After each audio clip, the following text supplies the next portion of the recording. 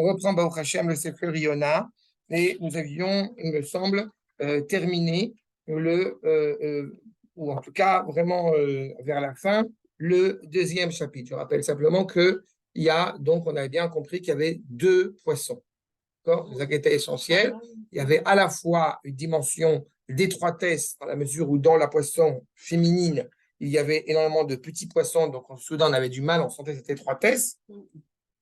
Mais c'est aussi la réalité, encore une fois, du monde dans lequel on peut aspirer à être et dans lequel on est. C'est-à-dire qu'en réalité, dans la dimension masculine, comme on a vu dans le premier poisson qu'il avait avalé, il était justement en train de prier, en train d'étudier, alors que c'est un Beth Midrash. Alors que son inquiétude, justement, c'est qu'en se retrouvant dans le poisson du féminin, alors est-ce que effectivement, eh bien, il pourrait continuer à étudier, il pourrait continuer à se tourner vers Akash Borou, vu la densité. Pas? Et je crois qu'en réalité, c'est une question aussi qui importe, psychologiquement parlant, à chaque personne qui entame un processus, qui entame un cheminement qui n'est jamais totalement fini, de ce cheminement justement de la Teshuvah. Où il faut s'isoler ou... C'est toute la problématique. On a le sentiment que d'un côté, on va être aspiré à un idéal vrai, un idéal de vérité, quitte à être contraire au monde, ou l'inverse. Je ne veux pas me couper du monde, donc je reste attaché au monde, et quelque part, eh bien, mon idéal n'arrive pas à se gérer convenablement. En cela, justement, eh bien, il faut, à un moment donné, se rappeler que nous faisons une teshuva vers Akadosh Baruch. Notre objectif n'est pas de rajouter un petit poil de barbe. Notre objectif est d'abord avant tout de nous rapprocher d'Akadosh Baruch Hu. Dans la démarche du Yona, qui est, comme vous le savez, ivri, animé par la vérité, c'est-à-dire de la tête aux pieds, comme son aïeul Abraham, eh bien, il ne veut pas que le processus dans lequel il s'engage soit un processus qui soit erroné, qui soit rempli de scories. C'est toute la problématique aussi justement de la Teshuvah, c'est que même quand on est sincère, on veut être cohérent par rapport à ce que nous sommes, par rapport à ce que nous faisons. C'est toute cette problématique-là. Maintenant, et justement, et nous arrivons donc au troisième, j'avais déjà rappelé que justement, les 70 marins représentant les 70 nations avaient eu ce processus, cette évolution, encore une fois, dans la compréhension d'Akadosh Baruch Hu, juste avec la présence, encore une fois, de Yona. Et nous arrivons, eh bien, au troisième chapitre, et on serait tenté de dire que les deux premiers chapitres du Sefer Yona sont inutiles. Pourquoi sont inutiles? Puisqu'en fin de compte, il va accomplir la mission qui lui a été assignée. Et oui. Oui, mais justement, dans ce cas-là, pourquoi est-ce qu'il y a le premier et deuxième chapitre si en fin de compte, après tout ce processus-là, eh bien, nous arrivons au troisième chapitre, Vaïd Varachem Eliona, Shenit Lemo. Akadosh Baruch Hu, de nouveau, va parler avec Yona. Et Koum Ler El Ninvé, donc va vers la ville de Ninvé, Agdola, Ukara Elea, et Akriya, Sheranochi Dover Elecha. On retrouve quasiment les mêmes versets qu'on a eus au premier chapitre du Sefer Yona. Alors, il y a une première réponse qui me paraît essentielle, c'est que pour arriver au troisième chapitre, eh bien, on ne peut pas faire de raccourcis. Certains voudraient faire des raccourcis dans leur vie, psychologiquement parlant. On veut essayer d'arriver directement à cet objectif. Comme j'ai coutume de le rappeler, we want peace now. We want Mashiach now. Shalom Arshav. Et en réalité, tous ces processus-là sont totalement inappropriés. Tous ces postulats-là sont profondément inappropriés. Vous avez un Premier ministre, où il y avait le discours qui était dans toutes les bases militaires en Israël, je me rappelle, et c'est d'ailleurs son dernier discours qu'il a fait, je ne dirais pas son nom, avant d'être tué, Feu Rabin, n'est-ce pas, qui a dit, ça suffit, y est Tov, désormais, on veut Tov maintenant. Il y a une sorte de confiance chez le citoyen lambda israélien, qu'après avoir fait la liste de tous les problèmes qui existent, le propos se termine par Yetov. D'accord, c'est intéressant, Yetov. avec le rabier, je crois que c'est Non, ça. mais on s'en fiche de ça. Ce qui est important sur le fond, non, on s'en fiche parce que c'est pas le fond. Yitzhak Rabin, en mettant un frein à cette confiance dans l'avenir, en disant on ne veut pas que y ait Tov, mais on veut Tov maintenant, en soi, c'est un problème. Mais pas que, parce que dans la phrase d'Hillel, dans les Pirkei Avot, si je ne suis pas pour moi qui le sera, si je suis que pour moi, qui suis-je, mais si c'est quand maintenant, il y a aussi, c'est un autre aspect du maintenant qui lui est bon. Alors, c'est intéressant que le parallèle que tu fais. D'abord, il faut se rappeler qu'en hébreu, c'est Ani et Atzmi. Oui. Atzmi, ça veut dire Tselem Eloi Shebi. C'est pas moi, un moi égoïste, individuel, évidemment. Et surtout, Im Lo Ershav Ematai, c'est pas pour justement essayer d'avoir le résultat de mon effort maintenant. C'est maintenant que je dois m'y mettre. C'est maintenant que je dois m'y mettre. Exactement. Okay. Le Iyetor ne veut certainement pas dire que je reste les bras croisés à ne rien faire. D'accord? Et la démarche de Yona, juste Mechila, la démarche de Yona, elle est essentielle les 2 premiers chapitres. Ce que nous avons mené de front, c'est-à-dire qu'encore une fois, il n'est pas inactif. En 2 mots, tu viens de m'éclairer sur cette phrase que j'adore en me donnant une vision. C'est important, c'est super important. Mais c'est pas de moi, hein, c'est le Rav. Le Rav est le mathématique. Il dépeint comme ça cette réalité. D'accord? Quel? Dans toute chose, c'est le chemin qui est le plus important. Pas Exactement. Forcément, pour arriver Exactement. là. Le cheminement est fondamental. Le cheminement est fondamental. Ça rejoint le côté futur de Bien ce sûr. que nous sommes. Bien sûr, bien C'est sûr. pas le chemin le plus important. Le chemin est très constructif de ce qui va se passer après. À la fois, c'est une tension permanente. Mais je dis simplement que dans ce processus de Teshuvah, certains voudraient faire des raccourcis en disant j'ai fait Teshuvah le 3 Tishri, voilà, ça c'est fini. Et je suis, excusez-moi, c'est justement mon propos de dire que, non, comment on sait le fait de fixer une date figée, de dire le jour où j'ai fait Teshuvah, me paraît inconcevable. Parce qu'en réalité, on fait Teshuvah d'abord tous les jours, tous les matins de nouveau, et ce, à peu près jusqu'à 120 ans. Après 120 ans, en général, c'est calme. D'accord? Pour tout le monde, parce que j'avais l'impression que les Tamid Raham, tout ça, ils étaient déjà. D'abord, alors je vais te surprendre. Je vais te surprendre en tant que petit Talmide, je n'ai pas dit Téra. Alors je vais te surprendre. Eh bien, il y a du Yetzer Hara. Nous aussi, on a. On est grand et plus Yetzer Hara. Mais c'est bien pour nous de ça. Ben non, mais c'est une Même réalité. si, oui. Mais Yona, c'est pas du Yetzer Hara dans le sens où on l'entend, parce qu'il est très proche d'Akash Baruch Hu, évidemment. Mais il y a des défis qui sont lancés. Ça revient sur ce qu'on disait avec Arnaud, sur la notion de Temimut. C'est en cohérence totale entre soi et soi-même. Personne ne peut avoir la prétention d'être à ce niveau-là, peut-être excepté des gens comme Moshe Rabbeinu. Des gens humbles comme toi. Et des gens comme. Vous avez dit que la Teshuvah, c'était quand même. Pardon?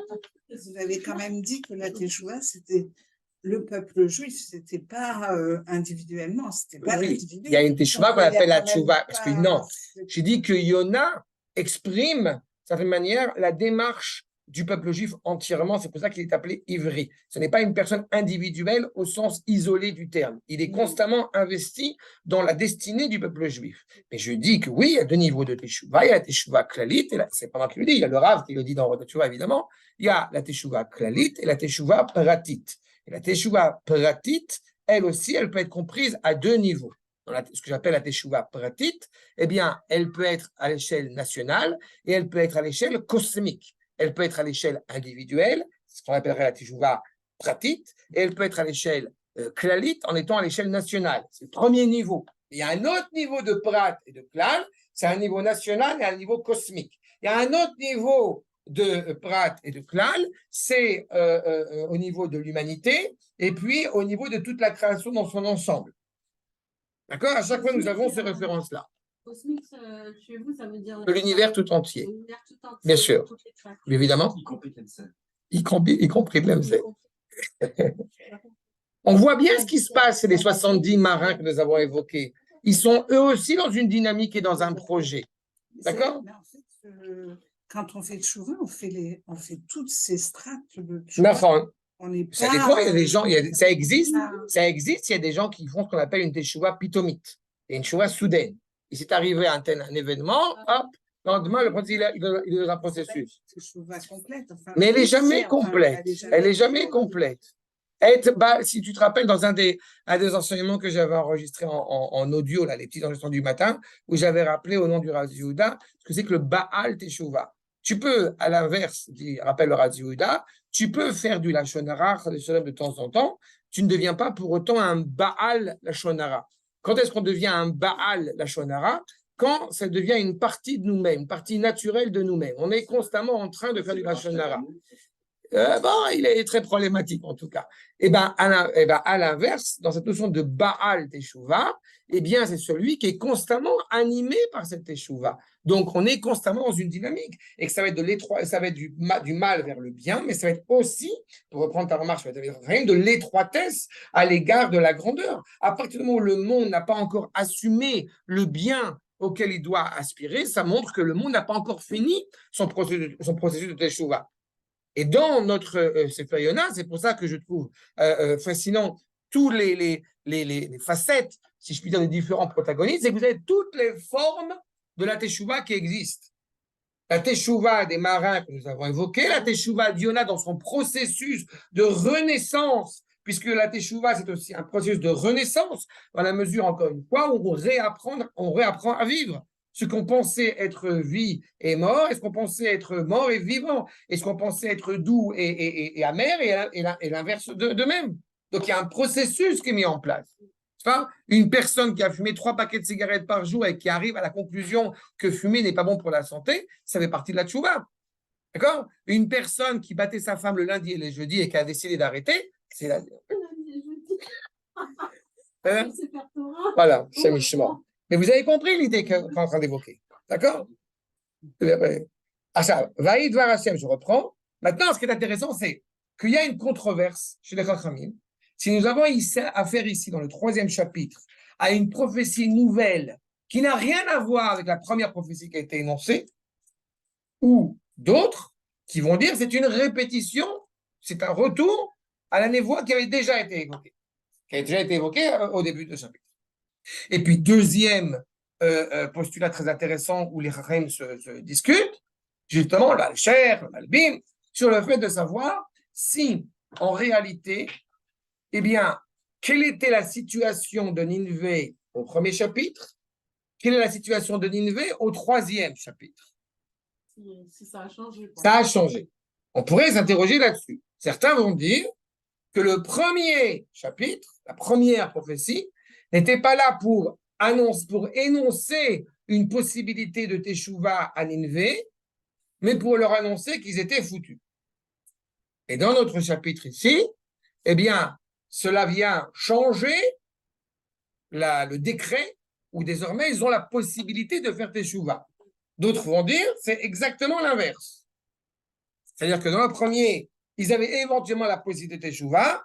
Là, on vient leur annoncer que c'est foutu, que c'est fini. Pourquoi est-ce que les Chachamim, en réalité, s'affrontent sur ces contradictions-là? Parce que il me semble que le processus psychologique de chacun d'entre nous, quand on réfléchit sincèrement à la valeur et au sens de la vie, nous met en phase avec cette question. Taloui ve'omed. Les tzadikim, ils sont inscrits pour le livre de la vie. Les rechaim, c'est fini. Et les bénonim, qui je pense est la majorité d'entre nous, je ne parle pas des bénonim du Tanya, pour ceux qui connaissent, sont dans une situation, encore une fois, entre les deux, pas accomplie.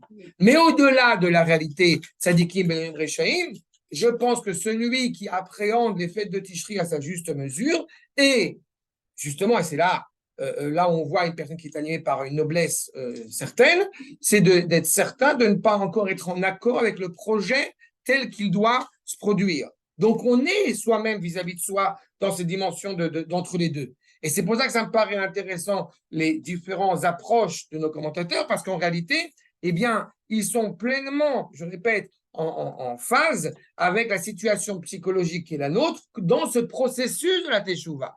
Un homme a été façonné par Akadosh Baruch Hu naturellement avec droiture. Et puis, il y a des complexités qui font qu'il varie un peu. On rappelle le Balatourim qui invoque l'idée que, justement, l'échelle de Yaakov, Soulam, à la même gematria que Sinaï. Donc, on monte sur l'échelle, on descend de l'échelle. Ce qui importe, c'est toujours sur l'échelle. Et le problème, c'est qu'il peut arriver, que Dieu préserve, qu'on s'écarte de l'échelle. Et c'est là où c'est un peu compliqué de retrouver cette dimension-là. Yona a fait cette démarche-là, sans vouloir s'écarter d'Akadosh Baruch Hu, mais en ne voulant pas prendre par acte, j'avais expliqué, dans la réalité terrestre, dans la complexité de l'histoire terrestre. Là, nous sommes au stade où Yona a pris sur lui d'accomplir la mission d'Akadosh Baruch Hu. Mais en réalité, et j'insiste sur ce point, la controverse contre nos Chachamim, eh bien, elle est déjà en allusion par un mot dans notre verset. Et c'est pour ça que je vous ai rien dit, parce qu'on l'avait déjà un petit peu évoqué, mais c'est bien, comme ça on revient dessus. On remarquerait qu'il est écrit ou Kara et Léa. Tu vas aller vers Nineveh, Il y a un rapprochement vers Nineveh. Dans le premier verset, les premiers versets du premier chapitre, on ne parle pas de Kara et Léa, mais on parle de Kara à Léa. Il y a une imposition. Il y a une imposition, justement, et donc qui implique que ce n'est pas forcément l'idée de faire teshuva, mais surtout d'être réveillé par cette exigence de Yona à la demande d'Akadosh Baruch Hu. J'insiste pour vous dire que la teshuva de Nineveh, telle qu'on le voit dans les premiers versets du livre de Nahum, ne tiendra pas la route. D'accord? Ils vont avec une grande rapidité faire teshuva et une grande rapidité beaucoup plus grande, revenir à leurs méfaits, et je parle en tant que nation. D'accord? Mais on va revenir à cela. Regardons la suite. Comme Yona va aller el Nineveh. Il y a un détail sur lequel je ne me suis pas attardé, qui je pense est le temps de s'y attarder. Qu'est-ce qu'il y a de spécial dans la ville de Nineveh? Pourquoi est-ce que Nineveh a cette qualité-là qui invoque tellement la miséricorde d'Akadosh Baruch Hu? Il faut se rappeler qu'un acte, quel qu'elle soit, n'est jamais gratuit. Un acte qui a été bienveillant, qui a été justement encourageant, qui a été bénéfique, eh bien, aura sa récompense, si je puis dire. On avait expliqué que la ville de Nineveh, elle a été façonnée à l'époque de Nimrod. Nimrod, vous vous rappelez, c'est celui qui a investi, qui a mis en place la tour de Babel. Juste après la destruction de la tour de Babel, nous avons un certain nombre de villes qui ont été animées par la volonté de respecter Akadosh Baruch Hu, dont la première, Nineveh. La première qui est évoquée dans le verset, c'est justement Nineveh. Je peux même vous citer, si vous voulez, le verset exact sur ce point, qui se trouve justement dans l'île de Bereshit. Vaïven, c'est le roi Ashur, qui va s'appeler après le royaume d'Assyrie, mais c'est un nom, Ashur. Vaïven et Nineveh, ve'et Rechovot, Ir ve'et Kelach, ve'et Reset. Vous avez 4 villes. La première qui est évoquée, c'est Nineveh. C'est un nom de ville. Rechovot Aïr. Non. Mais ce qui est sûr, c'est qu'il y a une volonté, encore une fois, de négliger, d'annihiler toute forme d'idolâtrie. Ils ne vont pas servir, ils ne vont pas faire des statuettes. Il y a une volonté de servir à Akadosh Baruch Hu. Et un Dieu unique. Pas unique, mais la notion de morale, de faire le bien, faire ce qui est bien. Il faut toujours se rappeler cette notion d'idolâtrie, on l'avait évoqué avec Abraham, qui a pris une tournure parfois assez, comment dirais-je, l'orgueil des modernes. Enfin, c'est toujours très ennuyeux parce qu'il y a une méconnaissance de ce qu'est réellement l'idolâtrie et ça a des implications. Ah oui, les anciens servaient les statues, alors qu'en réalité, il y a une force très importante et très imposante. Avec Netzach, on l'a un petit peu évoqué, si vous vous rappelez, avec le roi Ménaché. Il y a une force très imposante dans ces idéaux, quitte à être erronés, mais des idéaux auxquels on s'attache. D'accord ? Toute petite parenthèse que je me permets de rappeler, on a encore de nos jours des gens qui vont dire quand même si Biden n'était pas là, l'État d'Israël n'existerait pas. D'accord? On est en plein dans la Avodah Zarah, c'est bien clair là-dessus. D'accord? C'est ce genre de problème. Oui, non, ça existe. C'est ce genre de problématique, évidemment, qu'il faut souligner. Et Yona n'est pas comme ça. Yona assume pleinement sa condition et son identité, encore une fois, par rapport à ça. Donc, il va effectivement, Vayekam Yona, Vailech El Ninve, Kedvar Hashem. Vous voyez, il ne le fait pas parce qu'il ressent le besoin de le faire, il accepte d'accomplir le projet divin. Comprenez bien que le projet divin implique la possibilité du mensonge, la possibilité de l'erreur. On a ici affaire à une autre dimension de Teshuvah, qui serait une Teshuvah qui n'est pas forcément la plus complète et la plus totale, en tout cas la plus investie. D'accord? Si je traduis dans mon jargon un petit peu avec humour, et vous me pardonnerez, c'est quoi la Teshuvah qui n'est pas forcément la plus idéale jour de Kippour, en l'occurrence, c'est là qu'on va lire, n'est-ce pas? C'est la Teshuvah du bon juif qui arrive après une bonne journée de sommeil et qui arrive pour le chauffard et les croquants. Vous voyez l'image? D'accord? C'est clair, ce n'est pas la Teshuvah la plus idéale auquel on peut aspirer. Et pourtant, arrive la Neila, on accepte. C'est pas? Il y a cette dimension-là aussi qui existe. Mais l'Avdi, elle fait Avdalot. Nous rappelle dans le traité de Ta'anit, la Teshuvah, et le Maharal aussi dans le chapitre 21 de Netzach Israël, sur le fait que la Teshuvah des nations, elle est très facile à faire. Mais elle se défait aussi assez rapidement. C'est ce que Yona est en train de saisir. La Teshuvah des Juifs est très compliquée. Mais on le voit, par exemple, les Juifs reviennent en Israël, ils ne vont pas aller vivre à Berlin une génération après parce que le Milki est moins cher, tu vois. Par exemple. C'est une Teshuvah qui dure.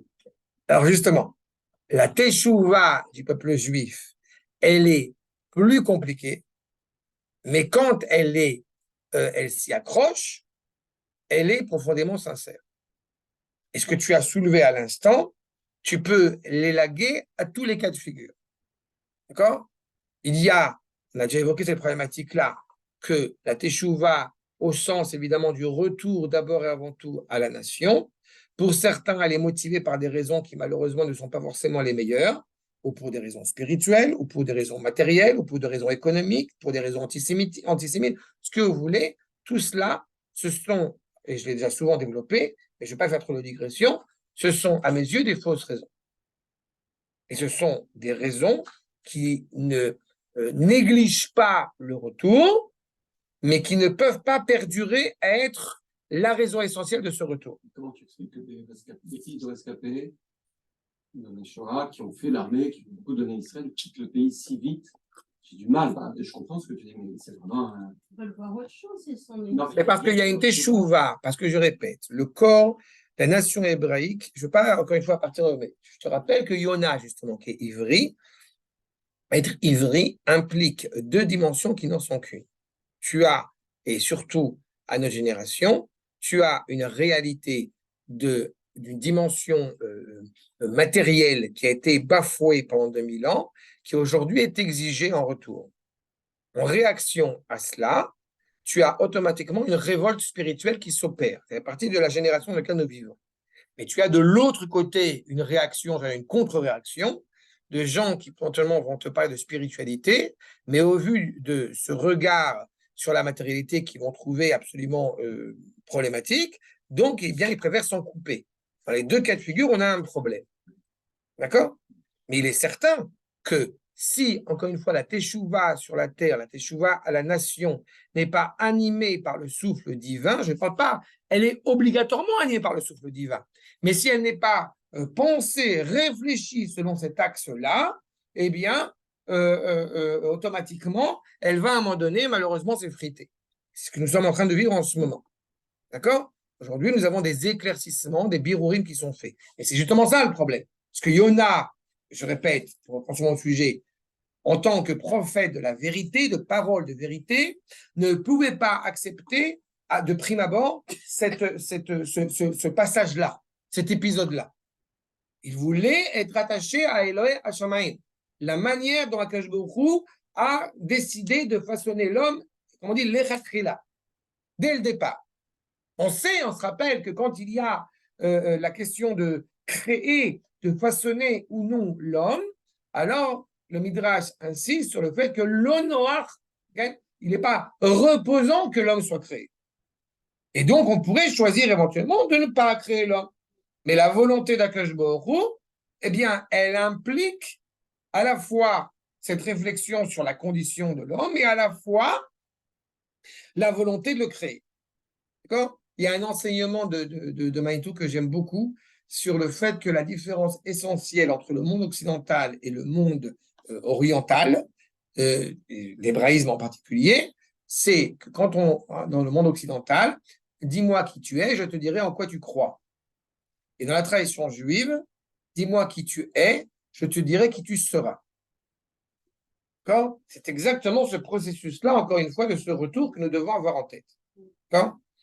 Oui, je n'étais pas au film, mais c'est pas grave, je sais quand même des choses de Manitou. Mais comme élément de réponse à sa question sur les jeunes qui s'en vont, j'ai entendu qu'en fait, on a une génération maintenant qui en fait ne se contente plus de recevoir un message qui dit on vous transmet la tradition, c'est comme ça. Maintenant, ils veulent des explications. Donc, quelque part, ils sont un peu plus élevés. C'est très bien. Parce qu'ils veulent savoir pourquoi. Oui, mais ça n'a pas été fait ça dans veut le dire passé. qu'il faut qu'on s'adapte pour leur expliquer pourquoi. C'est le truc, c'est lié à Navi. On est en train de le faire. Exactement. Mais les explications, c'est à eux de chercher un peu. Non. C'est une vraie complexité. Mais je ne veux pas rentrer dans ma marador, ce serait un sujet fabuleux à étudier, mais on est là. Mais ça fait partie du chemin. Mais c'est un cheminement. C'est vrai, j'insiste sur le fait qu'il y a un cheminement. Il y a des éclaircissements qui sont faits. Il y a des éclaircissements qui sont faits. Je peux vous dire un truc, c'est qu'à chaque Shabbat, ce que je peux vous dire, c'est qu'à non, mais c'est surtout qu'on leur explique pas bien. Ce que je peux vous dire, c'est qu'à chaque Shabbat, en famille, toutes les questions sociétales qui peuvent être évoquées, il y a un ouvrage que je recommande chaudement, qui est un ouvrage qui a été écrit par le Rav Druckmann, et qui sont des questions que des jeunes ont posées, que le Rav Druckmann a répondu. Et toutes les semaines, tous les Shabbats, et mes enfants, je leur dis chacun un tour de rôle, ils choisissent une question qui les intéresse là-bas, et surtout sur le monde pas religieux, sur les inclinaisons erronées, sur la drogue, sur le sionisme, sur le travail, tout ce qui peut, encore une fois, animer la société, eh bien, nous prenons chaque Shabbat une question entre 10 et 17 ans. D'accord? Et ce sont des questions qui sont essentielles. Donc, je partage pleinement, mais je dis que là. Il y a moyen de s'informer. Je pensais apprendre les cours de Torah. Oui, mais il faut comprendre la génération. Encore une fois. La problématique, c'est toujours de comprendre la génération. Une crise d'adolescence avec mes gosses, alors je n'arrive pas à comprendre. Bon, mais on peut peut-être reprendre Yona, parce que Juste pour finir ça, Manitou, c'est l'endroit idéal vers lequel les guider, tu les envoies sur Manitou, et là, il y a des réponses, parce que Manitou, il s'adresse comme ça. Je sais pas, je n'accroche pas. Non. Voilà. Donc, alors. Moi qui ne comprenais pas ces cours. Je rappelle que Gdola, le terme de Gdola implique du chesed. Pour reprendre la remarque vis-à-vis d'Akadosh Baruch Hu et vis-à-vis justement de servir ou non un Dieu unique, ça s'exprime encore une fois par une relation sociale, n'est-ce pas? Dans la problématique, je rappelle, de la tour de Babel, qui est exactement à l'inverse, c'est de mépriser totalement l'autre en tant qu'autre, n'est-ce pas? La tour de Babel méprise l'altérité. On avait évoqué ça, si vous vous rappelez, que la tour de Babel, c'est la globalisation. C'est l'uniformalisation de la globalisation. Tout le monde pense pareil, tout le monde s'habille pareil, tout le monde vit pareil. Et la conception, je vous avais soumis un cours là-dessus, j'avais une étude que j'ai fait là-dessus, sur le fait qu'en réalité, on sait pertinemment que bien avant la tour de Babel, il y a déjà plusieurs langues, plusieurs cultures, plusieurs ethnies, mais tout est orienté vers le un, vers l'unique, vers Akadosh Baruch Hu. Ce qui se passe avec la tour de Babel, c'est qu'on assiste au communisme. D'accord? On assiste, Nimrod, comme j'ai coutume de l'expliquer, avec une grosse moustache, le père du peuple, et en réalité, on détruit la possibilité de diversité, encore une fois, orientée vers une même direction. C'est à ce moment-là où justement la place de l'hébraïsme prendra tout son rôle. Servant chacun à sa façon. Mais avec un objectif qui est défini par le peuple juif, grâce au peuple juif. D'accord? Et c'est ce que malheureusement le monde ne comprend pas encore pour le moment, mais ils vont le comprendre. Les cas, justement, Achour, la ville de Nineveh, elle est née dans ce contexte-là, avec, ce n'est pas un hasard si on parle de Ir Gdola, on peut le comprendre au sens obvi, c'est-à-dire une ville centrale, une ville administrative, mais étrangement, ça ne serait pas, comment dirais-je, ça nous laisserait dans notre perplexité d'essayer de comprendre comment est-ce que la ville, qui est la ville industrielle, la ville la plus importante, la ville administrative, serait à la fois animée par la moralité. C'est-à-dire qu'on a le sentiment, c'est dans beaucoup de villes un peu comme ça importantes, imposantes, que justement, dans ces villes où l'industrie, où la révolution industrielle est la plus forte, c'est là où peut-être on va peut-être manquer d'humanité. Donc, ce terme de gadol que j'avais expliqué, qui fait évocation au chesed, à la volonté justement eh bien, d'aider son prochain, c'est ce qui a animé la ville de Nineveh à sa source, en réponse à la tour de Babel. Seulement, elle a malheureusement, elle a changé de cap. Et donc, il y a une volonté de la part de Baruch de vouloir sauver Nineveh à cause des actes de leurs aïeux. Le mérite. Oui, mais un mérite qui, encore une fois, pour éponger j'ai envie de dire, pour éponger la redevance, entre guillemets, que Baruch souhaite exprimer. C'est pas? On a souvent ça dans le Tanakh sur des gens importants, par exemple. Pourquoi est-ce que un type aussi pourri que Eglon, il a pu avoir une fille qui s'appelait Ruth? Eglon dans le livre des juges.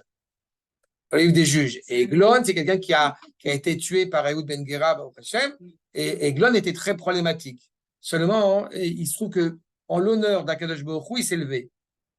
Et comme il était tué avec l'épée à double et dans les entrailles. Et parce qu'il s'est levé en l'honneur d'Akadosh Baruch Hu, alors il a eu le privilège que va sortir de lui Ruth. Comme ça, Ruth qui est la grand-mère de David. D'accord? En tous les cas. Donc, Vayakom Yona Vailech El Ninve, Kidvar Hashem, Veninve Aïta Ir Gdola, les Elohim. Vous voyez? Elle est Gdola, les Elohim. Elle n'est pas Gdola, les Yudkevavke. Elle est Gdola, les Elohim. Quelle est la différence? Celui qui a créé le monde, c'est Elohim. C'est pas?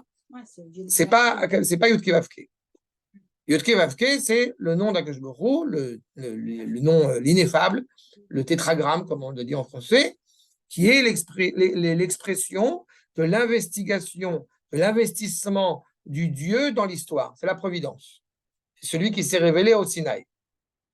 Elohim, c'est celui qui organise, qui agence le monde. C'est le même, hein, qui n'est pas de malentendu non plus là-dessus. Simplement, c'est une manière différente de s'exprimer. C'est pour ça dire qu'on a le droit de dire Elohim, mais qu'on ne dit pas Yudkevavke. Mais lui aussi est presque pluriel dans ce. Et il est pluriel parce qu'il englobe toutes les forces. Il est un et pluriel. Il est pluriel dans sa présence, mais il est un, et encore une fois, ce n'est pas le nom propre. C'est un attribut de Yudkevavke. D'accord? C'est pour cela que, comme j'ai coutume l'expliquer, j'ai dit souvent ça avec humour, j'espère que quelqu'un me prendra au sérieux, il y a 3 grands rabbanim exceptionnels qui ont montré que, justement, on pouvait dire Elohim et que ce n'est pas la peine de dire Elohim. D'accord? C'est le Rambam, le Rav Zini et moi. Pardon, moi, ça va, mais l'humilité est toujours pareil. Ça va, mais encore une fois, c'est voilà. Ça montre bien que c'est un attribut. Ce n'est pas le nom, encore une fois, le nom propre d'Akadosh Baruch Hu. Mais dans cette dimension de la création, Elohim Gematria 86, qui est le même nom, la même valeur que Ateva, l'ordre de la nature, dans cette réalité-là, eh bien, elle a une valeur. Et donc, Yona va y aller, encore une fois, ça demande, pour pouvoir même rien que faire le tour de toute la ville, Maala, Shlosha Yamin. 3 jours. 3 jours, quand on pense à 3 jours, on regarde dans le Tanakh et on se rappelle de prime abord à quoi on pense quand on pense à ces 3 jours. Pachout. 3 jours, là c'est important. Abraham et Yitzhak. Qu'est-ce qui se passe quand il va monter à la Kedat Yitzhak, quand il va monter sur le Har Moria? 3 jours. 3 jours sont essentiels. La Megillat Esther, tout le dénouement de la Megillat Esther, la majorité de la Megillat Esther, le temps historique de la Megillat Esther, c'est 12 ans. Ce qui est relaté dans la Megillat Esther du chapitre 3 jusqu'au chapitre 10, c'est 3 jours de Nissan. En 3 jours, il y a quelque chose qui se passe. D'accord? 3, chez le Maharal, je le rappelle, c'est l'expression de l'unité. Je n'ai pas dit la Trinité, j'ai dit l'unité. Parce que justement, ils sont tout pompés comme d'habitude, mais nous avons Abraham, Yitzhak et Yaakov. El Avot et la Shlosha. On n'a pas d'autres patriarches, si c'était 3. On a un qui pense à gauche, l'autre qui pense à droite, il y en a un qui vient, encore une fois, le système ternaire, qui vient réunir cette réalité-là. Ces 3 jours-là, c'est le temps qu'il faut pour bien aller dans la ville. On n'a pas dit convaincre, on n'a pas dit parler avec les gens. 3 jours. Et vous comprenez la tension qui existe. Abraham, comme j'ai coutume de l'expliquer, quand Abraham et Yitzhak montent vers l'autel, c'est pendant ces 3 jours où il n'y a pas de prophétie. Et pourtant, il n'y a pas écrit Yardav, il y a écrit Yardo. Dans la Torah, il n'y a pas écrit, on lit Yardav, c'est-à-dire ils montent ensemble, l'un avec l'autre, mais écrit Yardo. Ils sont avec lui. C'est-à-dire qu'il y a une tension, une intensité de présence d'Akadosh Baruch Hu entre Abraham et Yitzhak, sans que Akadosh Baruch Hu ait besoin de parler, ni même que Abraham et Yitzhak aient besoin de parler ensemble. D'accord? On y va, on ne sait pas où, mais lorsque eux, ils savaient où, mais comme disent, n'est-ce pas, on y va ensemble. 1, 2, 3, 1, 2, 3, c'est la chanson de Goldman, il va ensemble. Et c'est exactement cette problématique-là. Donc, 3 jours, il va falloir.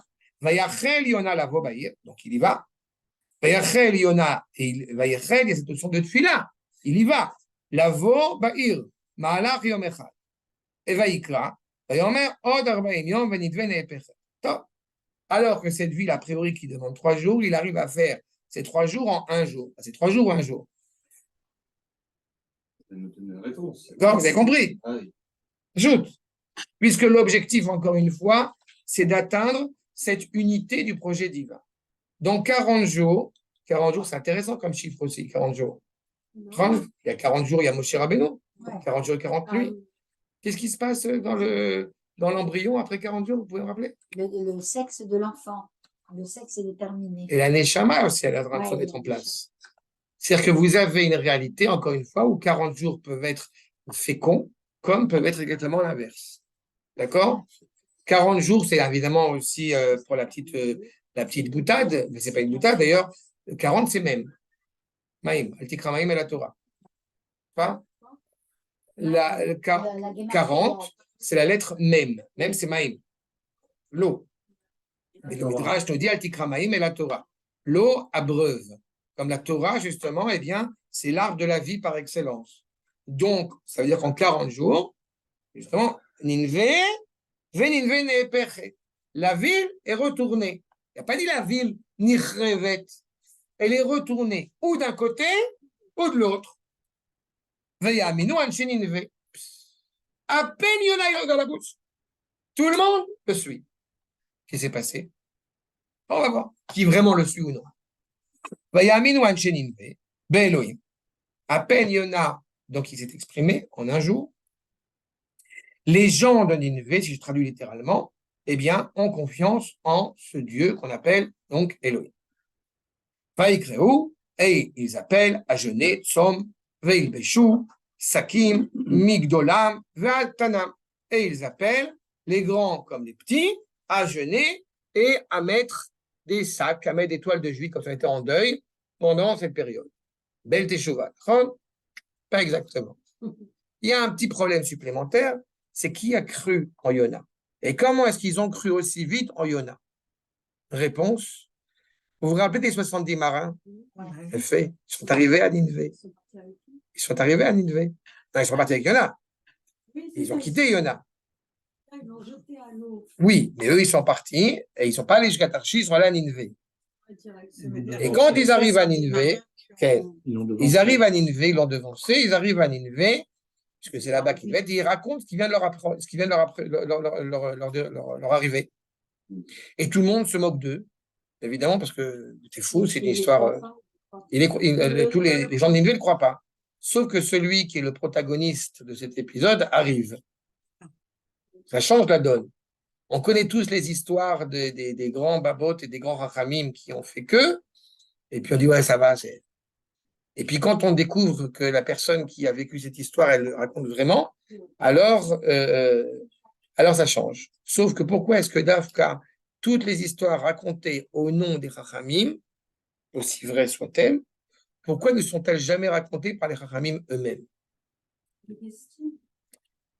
On va plus loin que ça encore. L'objectif du Chacham, c'est pas que tu ailles te prosterner devant le Chacham. Ah oui. L'objectif du Chacham, c'est que tu ailles te prosterner devant un Kadosh Baruch. C'est même plus que c'est pas de la modestie seulement au sens où on le comprend, c'est pédagogique. J'ai toujours coutume de rappeler que pas une seule ligne du Maharal lui-même relate l'histoire du golem. Et pourtant, on sait qu'il a existé. Alors, Tout le monde le sait. qui c'est son serviteur qui a. Non, les gens l'ont vécu. Ont vécu Ils l'ont vu, ont vu le golem. Simplement, c'est transmis de génération en génération, mais qu'il ne soit pas entendu que c'est une histoire rocambolesque et que ce qui est important, c'est que tu vois la grandeur du Maharal parce que tu vois le golem. Et non, parce que le golem, il était là pour sauver le peuple juif. Donc, il avait un rôle bien défini. D'accord? Quelle que soit l'opération miraculeuse, le miracle, il faut-il le rappeler, n'est pas une finalité en soi pour nous, les Juifs. Le miracle devient éventuellement une nécessité, mais comme un moyen pour arriver à, encore une fois, la finalité choyée, et pas l'inverse. D'accord? On s'interroge, on peut réfléchir biologiquement, et d'ailleurs certains ont essayé de le faire, comment est-ce qu'on peut vivre 3 jours dans un poisson? Et bien, biologiquement parlant, ils ont trouvé quelqu'un qui a vécu justement dans une baleine, un naufragé pendant 3 jours, il est en mauvais état, mais ça existe, c'est vrai. Ça fait mauvais. Oui. Non, mais c'est vrai, si on veut, c'est pas l'objectif. Comment ils l'ont retrouvé? Ah bah, il est sorti à un moment donné. Ils l'ont retrouvé, ils ont retrouvé. Pinocchio, il est sorti Il y a une par- histoire, non, il y a une histoire de National Geographic qui a montré, ils ont trouvé quelqu'un. Il était en piteux état, mais il était vivant. Et pas le Oui, latin. D'accord? C'était un escalade. Ah oui, parce que moi, il mourait Il mangeait du herring. Mais le herring, c'est mangé. C'est là. appétissant, l'Ashkenaz. Chémissement. Bon, en tous les cas, vous comprenez que la capacité de Yona vous comprenez que la capacité de Yona, la rapidité de Yona, effectivement, eh bien, à s'exprimer aux gens, elle est due à 2 paramètres essentiels. Le premier, parce que c'est Yona, parce que quand on est animé par cette prophétie, par cette parole de vérité, elle est entendue. Et petitement, mais très sincèrement, mais combien de fois ça a pu m'arriver, et avec l'expérience, avec les années, plus j'ai toujours dit que je ne savais pas, j'ai toujours dit que j'étais un piètre vendeur. Et que quand je parle de Torah, je ne suis pas en train de vendre la Torah. La Torah, elle parle d'elle-même. Mais je me suis rendu compte avec les années que plus je suis en cohésion, si vous me permettez, avec ce que je dis, plus ça passe. Plus mais ça peut être dur, hein, ça peut être des propos qui peuvent être. Voilà. Et plus je suis en pleine cohésion, plus je suis en pleine cohésion avec ce que je dis, plus les gens ils entendent. D'accord? Exactement. Alors après, bon, il y a évidemment une démarche pédagogique, mais là, vous dites, en l'occurrence pour Yona, il y a d'abord une parole de vérité. Puis la deuxième chose, c'est qu'effectivement, il y a déjà eu un présupposé, il y a déjà eu en amont les marins qui sont arrivés. Cependant, vous remarquerez que à qui il parle, Vayaminu Anshe Nineve, les gens importants, les ministres de Nineve, le roi lui-même. Ce n'est pas la population dans son entité qui va faire teshuva de manière simple et évidente. N'est-ce pas? Voyez la suite. Donc, ils ont fait un jeûne. Teshuva, c'est pas se contenter de jeûner et de mettre des sacs d'endeuillement sur soi. Faire teshuva, et on l'a montré, c'est un changement radical, encore une fois, de ce qui nous anime de manière intérieure. C'est pas parce que nous avons, n'est-ce pas, fait laisser pousser la barbe que ça y est, on est le plus grand rabbin de tous les temps. On sait pertinemment que c'est pas vrai. N'est-ce pas? Et cette problématique-là, ça, Ninvé ne l'a pas compris. Déjà. Et puis ils poursuivent. Vayaver adrato, voilà. Vaïga adavar el melech Ninvé. Ça a touché le roi de Ninvé. Vayakam ikiso vayaver adrato me'alav. Vous savez qu'on parle en Allemagne, je rappelle à l'époque d'Angela Merkel, qui avait une volonté, c'était là, une volonté sincère de se battre contre l'antisémitisme. Mais, en parallèle avec cela, on relate en Allemagne un relent de plus en plus vif d'antisémitisme. Ça veut dire qu'Angela Merkel, elle peut être très sympathique et elle peut avoir des bonnes volontés, mais le peuple ne suit pas derrière. Ce que vous avez ici, c'est qu'il y a des gens importants qui ont commencé à mettre des sacs, à mettre de la cendre, à mettre ce que vous voulez, mais le peuple, il n'est pas animé par cela. Et comment je le sais? Parce que si le peuple était animé par cela, il ne se ruerait pas, il ne se ruerait. Ouais, ouais. Il ne se ruerait pas vers les plus grandes souffrances qui peuvent être, mais essaierait d'opérer un travail psychologique pour essayer de corriger. Vous savez pertinemment ce qui se passe dans dans la majorité, des civilisations, concernant les bonnes résolutions. Vous savez, les bonnes résolutions de la nouvelle année. Ça fait, au bout d'une semaine, c'est fini. C'est automatiquement totalement à l'ouest, totalement c'est malhonnête. Quand nous allons rentrer dans Rosh Hashanah, on ne doit pas se dire ah non, cette année je suis un tzaddik. C'est tac. Je vais vous peiner, ça ne marchera pas. Par contre, si on a envie de voir Akash Baruch Hu, d'être plus éveillé à la vie, d'être plus éveillé au sens de la vie, ça peut marcher. Ce qui vient de se passer ici chez les gens de Nineveh, et les gens importants même de Nineveh, je répète, c'est uniquement, encore une fois, de parfaire l'extérieur. Et pas du tout l'intérieur. Et pas du tout, encore une fois, une transformation intime. Le roi descend de son trône, parce qu'il voit bien que la situation est dramatique.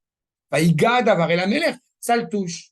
Quand on parle de l'intérieur, je ne parle pas du cœur, parce que ça aussi, nous sommes dans une génération où le sentimentalisme est synonyme de vérité.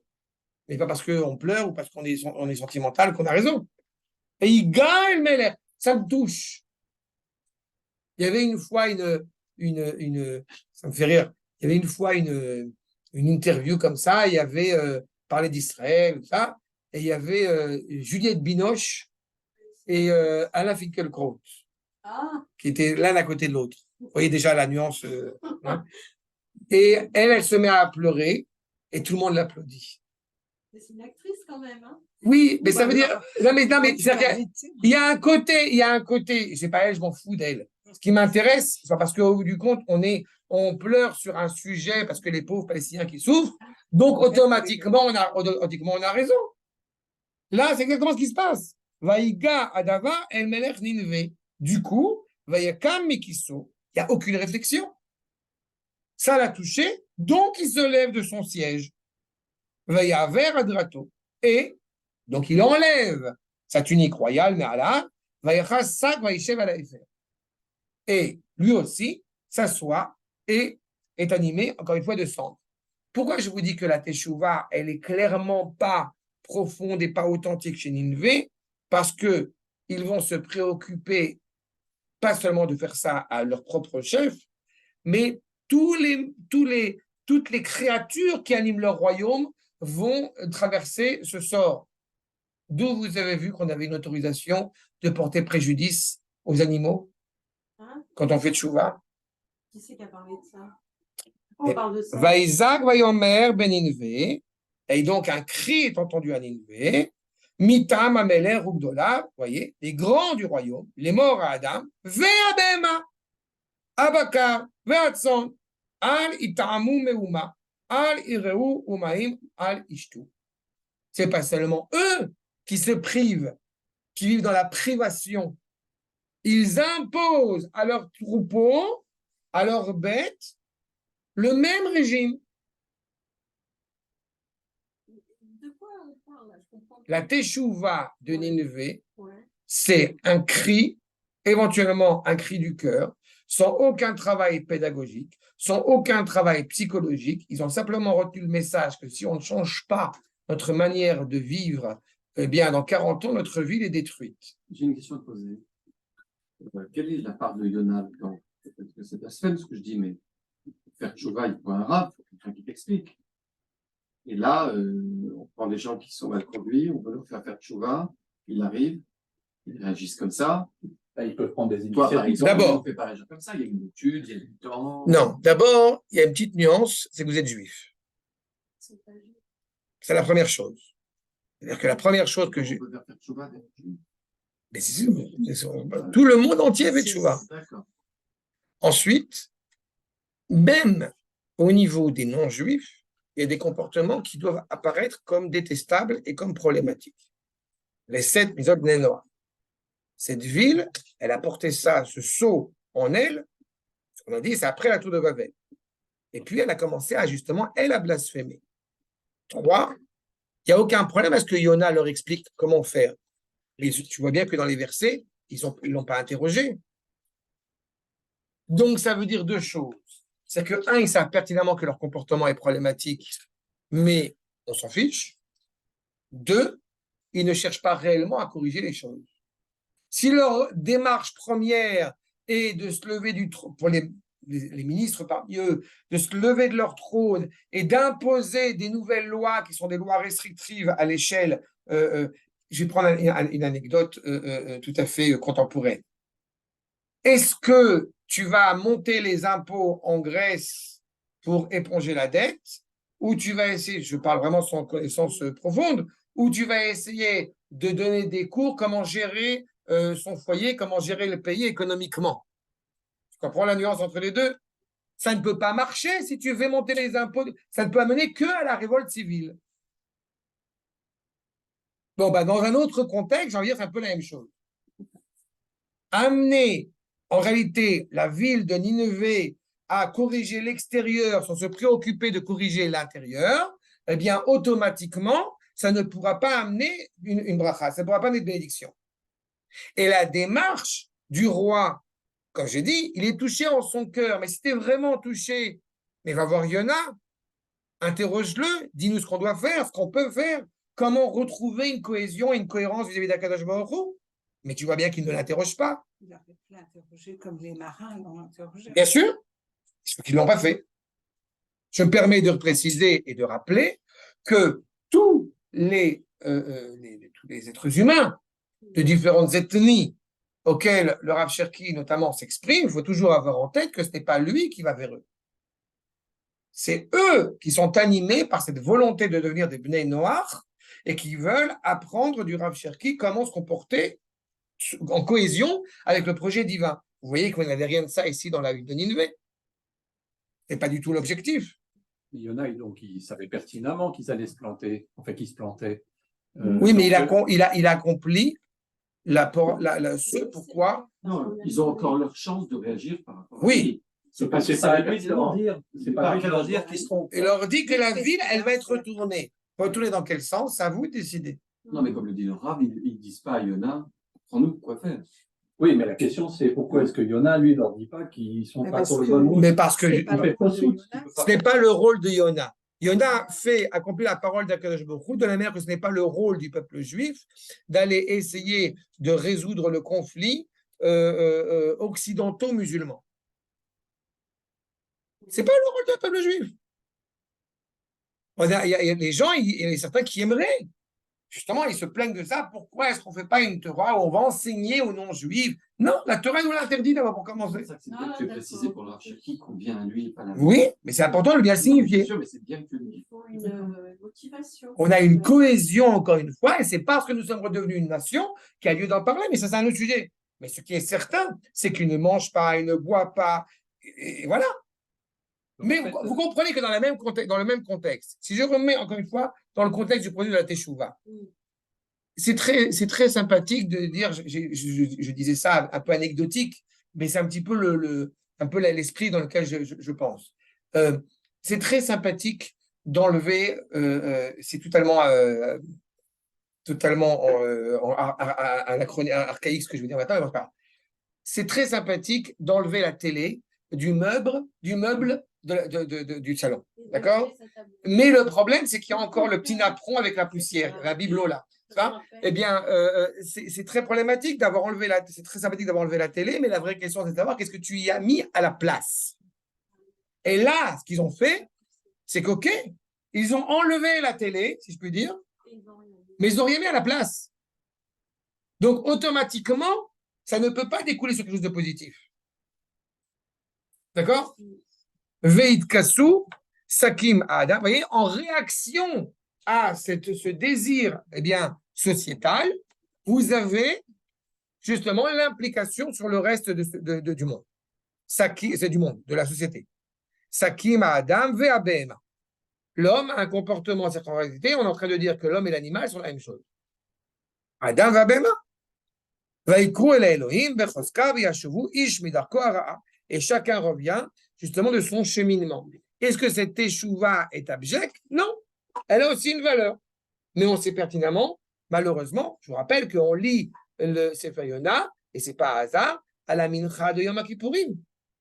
Mais entre la tchouva de Ninvé et la vraie tchouva, tout ce que tu as décrit dès le début, l'ingrédient majeur, c'est le temps. Bien sûr. Oui, mais chez eux, c'est pas le temps. Mais oui, mais chez eux, ils le veulent immédiatement. Non, parce que c'est à l'inverse aussi. Pourquoi est-ce que Yona arrive maintenant chez Ninvé? Pourquoi est-ce qu'Akadosh Baruch Hu, il importe de la Ninvé? C'est parce qu'il a eu des générations et des générations de patience et de miséricorde à l'égard de cette ville qui méritait d'être détruite. C'est ça toute la problématique. La seule raison, on avait dit, pourquoi est-ce que effectivement Yona est demandé, est exilé vers eux, c'est parce qu'à leur naissance, ils avaient quelque chose de positif qui justifie le fait que des générations après, on vient essayer de la sauver. Quand tu t'entêtes à aller à droite pendant des générations et des générations, et à un moment donné, ça va tomber, si je puis dire. Le règle changer d'habitude, il faut du temps. Oui, mais ça veut dire que tu as une volonté, encore une fois, sincère, de dire je sais que mon comportement n'est pas adéquat, et dans ce cas-là, je veux corriger. Là, si Yona n'arrive pas auprès d'eux, il ne corrige pas. Il n'y a pas que le temps, il y a la volonté. Il y a la volonté. Le Hirur Teshuva, c'est déjà de la Teshuva. On avait déjà expliqué que rien que la réflexion sur la Teshuva est déjà la Teshuva. Mais là, ils n'ont pas de réflexion sur la Teshuva. Ils ont juste peur que la ville soit détruite. C'est ça leur problématique. Et ils appellent Elohim. Vous vous rappelez qu'on avait parlé chez les marins, justement, de ces trois dimensions de crainte révérentielle, de crainte envers Akadosh Baruch Hu, crainte du châtiment, crainte de la faute et crainte révérentielle envers Akadosh Baruch Hu. Là, ils n'ont pas ce stade-là. Ils n'ont même pas une approximation de cela. Et le temps, c'est relatif, parce que tu peux faire tchouva la veille de ta mort. Même au moment de ta mort. 1 heure avant pour agir. Mais là, encore une fois, ne mélangez pas le peuple juif avec, encore une fois, le reste de l'humanité dans ce processus-là.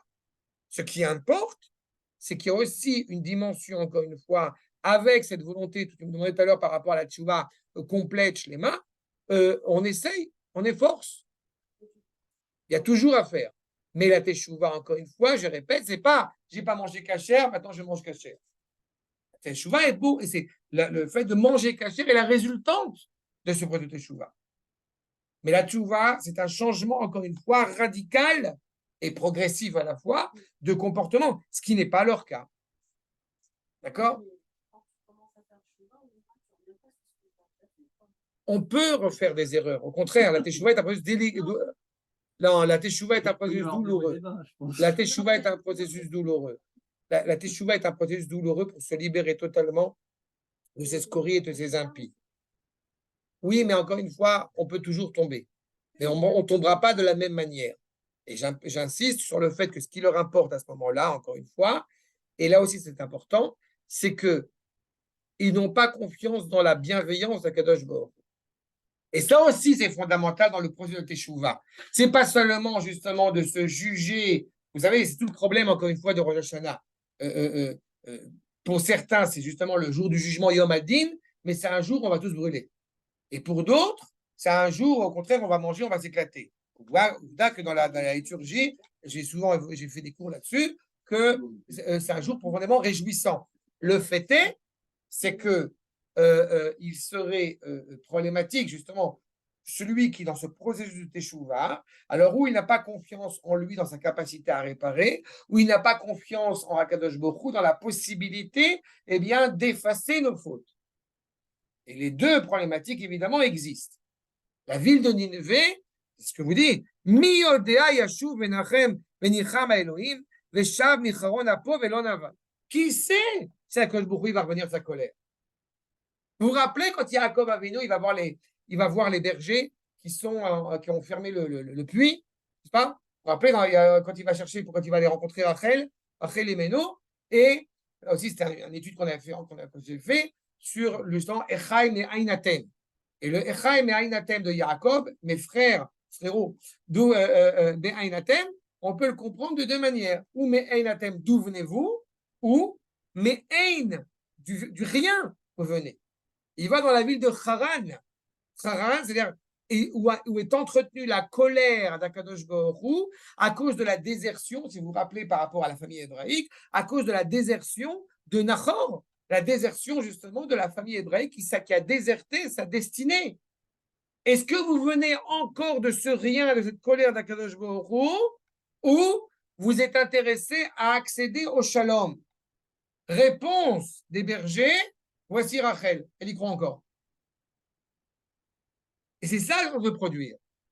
La seule chose qui leur importe, c'est de savoir si Akadosh Baruch Hu est encore en colère. Mais la relation, si vous me permettez, entre un homme et sa femme ne commence pas et ne se termine pas. Est-ce qu'on est en colère l'un avec l'autre ou on n'est pas en colère l'un avec l'autre?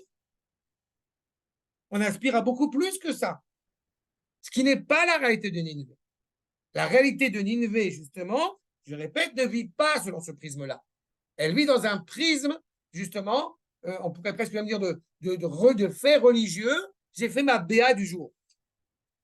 Et ce qui, justement, et c'est ça qu'il essaie de corriger d'abord et avant tout, Vayar Elohim et Maasem, et Akadosh Baruch Hu voit leurs actes.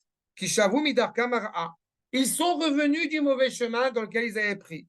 En cela, Vainachem Elohim ala ra'a, asher diber la'asot, lahem velo asa. Eh bien, Akadosh Baruch Hu, lui aussi, vous voyez, fait tchouva. Pourquoi? Parce qu'Akadosh Baruch Hu avait prévu d'aller dans une direction et il s'est rétracté. Akadosh Baruch Hu fait tchouva. Tout le monde fait tchouva dans ces périodes-là. Mais sauf que la motivation, encore une fois, qui est une des problématiques de celui qui entame ce projet de teshuvah, elle est souvent trompeuse. Ils font teshuvah puisqu'ils ont corrigé leurs actes. Ils s'énervent, mais ils ont corrigé leurs actes. Pas pour les bonnes raisons, mais c'est pas grave. C'est pas grave. Ce qui était problématique pour eux, justement, pour Yona, c'est d'accepter une teshuva frelatée. Mais aux yeux d'Akadosh Baruch Hu, c'est pas grave. Non, mais même pas, c'est pas grave. Je le répète, on lit le Sefer Yona à la mincha de Yom Kippourim. C'est-à-dire que dans 15 minutes, la porte, elle est fermée. Ça veut dire que la teshuva, elle est pour tout le monde. De prime abord, oui. Mais ce qui nous importe, il n'y a que nous qui lisons Sefer Yona. Il n'y a que nous qui lisons Sefer Yona. Sauf que les chrétiens, ils ont entendu évidemment Sefer Yona sous un autre angle qui n'est pas un angle traditionnel, évidemment. Mais vous avez différentes facettes, différents axes, encore une fois, de la Teshuvah. Et je répète, la Teshuvah, elle inclut cette dimension, encore une fois, mensongère, si je puis dire, du monde dans lequel nous vivons. Pour reprendre ta remarque, évidemment que quand on fait Teshuvah, on peut retrébucher après. Évidemment. C'est aussi une manière d'avancer vers les nations, de faire teshuva. Non, on ne parle pas des nations. On parle de la Akadosh Baruch Hu. On parle de la Akadosh Baruch Hu. Mais nous, le fait de faire teshuva par rapport à ce qu'on est en train de dire, c'est aussi une manière comme une autre de faire teshuva pour les nations. Non, pas du tout. C'est ce que les chrétiens ils ont entendu dans leur appréhension de Sefer Yona. Nous, c'est pas du tout le cas. C'est pas du tout le cas. Justement, la preuve, c'est que Yona ne voulait pas aller à Nineveh. Et Akadosh Baruch Hu ne lui fait pas de remontrance par rapport à ça. Il n'y a aucune fois, aucunement, et on verra dans le chapitre 4, Bezrat Hashem, mais il n'y a aucunement une remontrance envers Yona de ne pas avoir voulu aller à Nineveh. Il ne faut jamais oublier, quand on parle du Tanakh, qui est tout entier la parole d'Akadosh Baruch Hu, cela implique que le refus de Yona d'aller à Nineveh fait aussi partie du projet divin, est aussi animé par la parole d'Akadosh Baruch Hu. D'autant plus, et je terminerai par cela, si vous n'oubliez pas que selon le Rambam, Yona n'a jamais bougé de chez lui. Que tout ce qui est en train d'être dépeint est un rêve. Et dans ce cas-là, vous voyez que ça change encore plus la donne, c'est-à-dire que tout ce que Yona prononce, c'est directement énoncé par Akadosh Baruch Hu lui-même. Le rapport aux nations, je répète, est un rapport qui peut être éventuellement motivé quand il est motivé par les nations elles-mêmes. Si Yona n'était pas allé à Nineveh, la ville de Nineveh serait détruite. Nous ne sommes pas le bouc émissaire des nations, certainement pas. Et nous n'avons pas un rôle, je ne le répéterai jamais assez, nous n'avons pas un rôle d'aller sauver les nations. Nous avons un rôle d'être ce que nous devons être. Et en étant ce que nous sommes, eh bien, par ce biais-là, les nations sont éclairées. Mais non, mais la nuance, elle est fondamentale. Je comprends, mais c'est en fait ce que D'accord? je voulais dire, en fait. Mais tu comprends, la nuance, c'est la nuance, elle est essentielle. Mhm. Nous ne sommes pas, encore une fois, ni en un vœu pieux universaliste ou un vœu prosélyte, certainement pas. Trop tard, ne t'en sors pas comme ça. D'accord? Top. La prochaine fois, Bezrat Hashem, nous ferons le chapitre et dernier chapitre 4, Bezrat Hashem. Shalom Koltou.